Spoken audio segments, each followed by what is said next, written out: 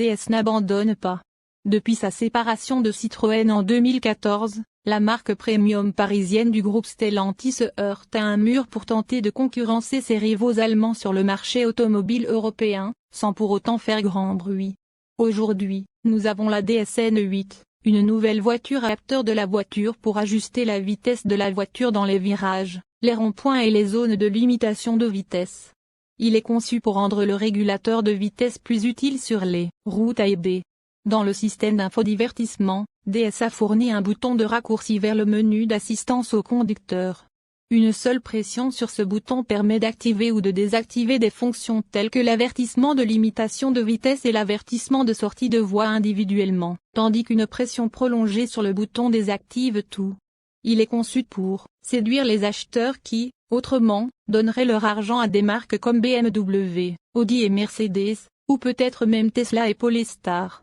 La DSN 8 sera commercialisée à la mi-2025, avec des prix estimés en Europe probablement entre 50 000 et 78 000 euros. Il s'agit d'un SUV coupé de taille moyenne spacieux avec un groupe motopropulseur électrique, mais il symbolise un peu plus que cela. DS affine ainsi son discours auprès des consommateurs, se démarquant du bourbier de marques apparemment superposées qui constitue l'écurie Stellantis en doublant la mise sur le luxe, le confort et ce qu'elle appelle des qualités sereines. Dans le monde de DS, la sérénité est synonyme d'une expérience de conduite facile et sans accroc, praticité, autonomie, efficacité, charge rapide et grande autonomie. Sur le papier, la DSN 8 a l'air plutôt bonne sur tous les plans. La plus grosse batterie proposée est une unité prodigieuse de 97,2 kWh qui peut porter le modèle à une autonomie officielle WLTP de 750 km. C'est le meilleur de la catégorie, éclipsant les voitures que DS a identifiées comme les principales rivales de la N8, la Polestar 4, la Tesla Model I, la BMW i4 et l'Audi Q6 e-tron. Le coffre est vaste, 620 litres, même sous cette partie arrière fastback très inclinée, et la DSN 8 peut même remorquer jusqu'à 1600 kg, ce qui est très respectable pour une voiture électrique. La DSN 8 lance également une stratégie de dénomination subtilement différente pour la marque.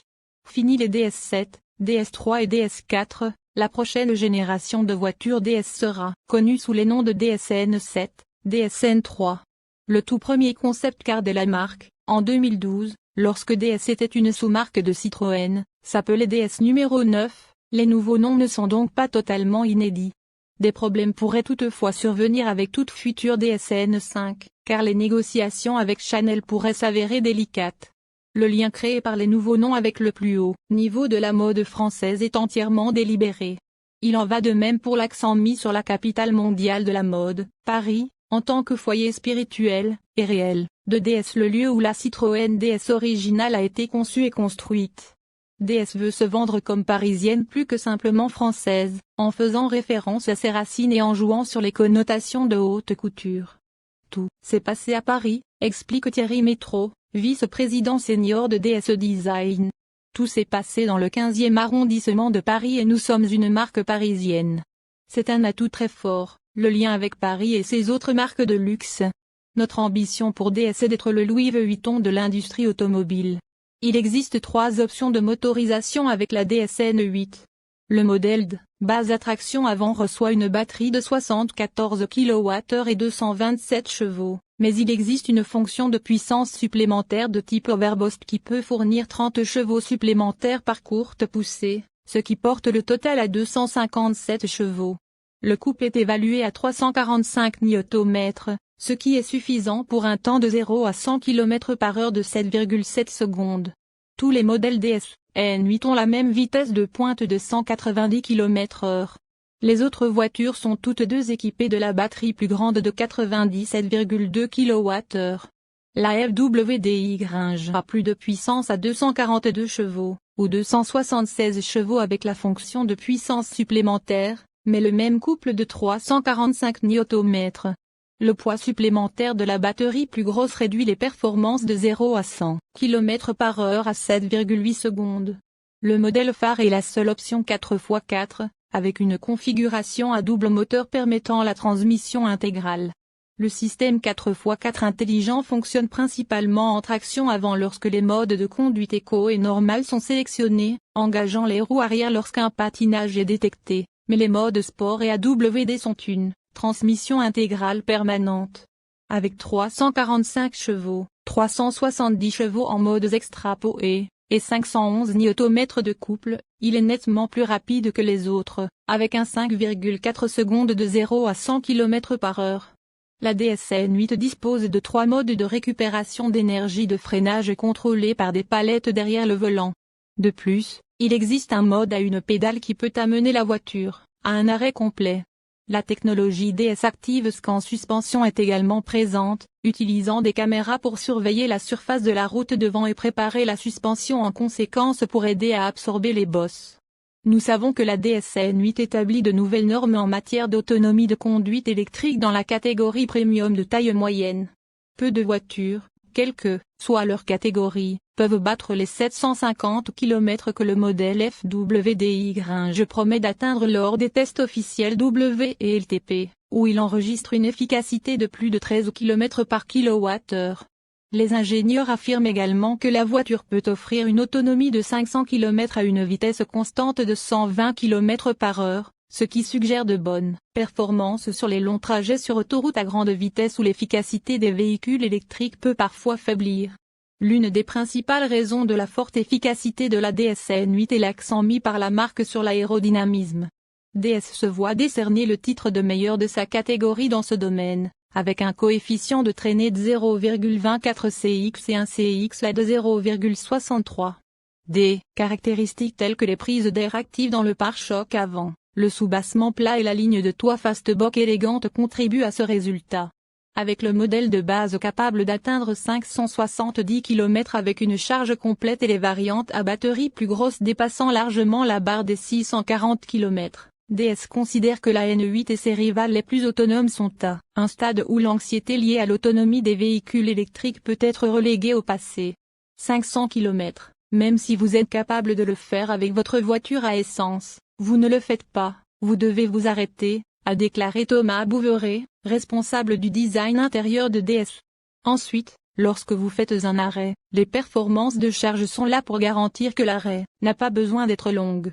En effet, DS affirme avoir des capacités de charge de premier ordre pour accompagner son autonomie de premier ordre. Le modèle FWD-Y peut se recharger de 20 à 80% en 27 minutes sur un chargeur de 200 kW, mais son véritable avantage réside dans sa capacité à tirer près de 160 kW de manière constante des 20 à 55%. Certains concurrents peuvent charger plus rapidement lors de pics de charge courts, mais la courbe de charge de la DS-N8 est beaucoup plus plate sur une plus longue durée, ce qui lui permet de récupérer 200 km d'autonomie toutes les 10 minutes jusqu'à 55%. Elle devrait être idéale pour une recharge rapide jusqu'à votre domicile.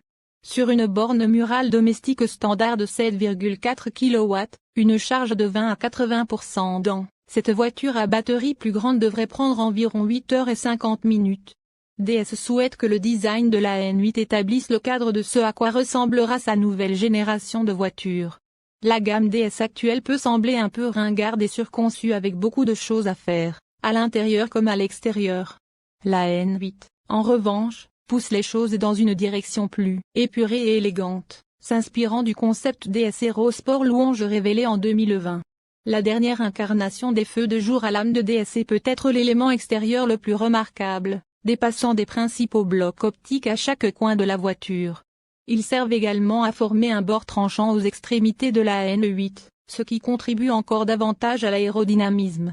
Toutes les voitures, à l'exception des modèles d'entrée de gamme, bénéficient également de la calandre Luminascreen avec ses barres lumineuses et son badge DS éclairé, tandis que les modèles plus sophistiqués peuvent être dotés de ce que la marque dit être le seul capot bicolore en production de masse.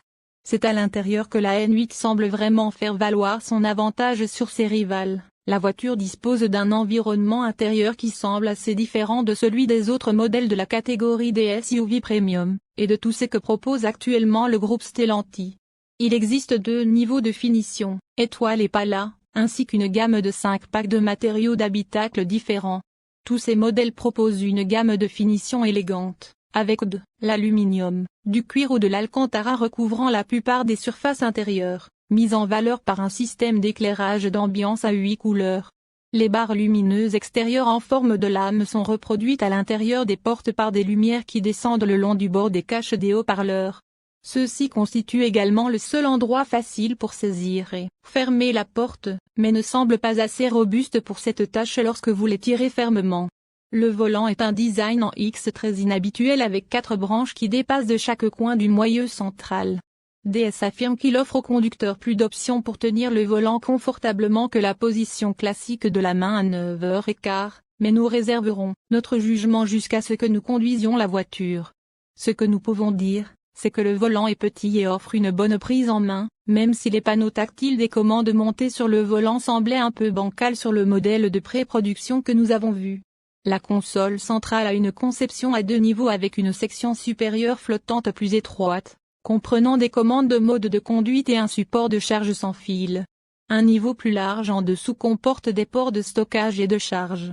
Cela améliore l'espace pour les genoux du conducteur, car la partie inférieure de votre jambe peut reposer sur la surface rembourrée du niveau inférieur plus large, empêchant ainsi votre genou d'entrer en contact avec le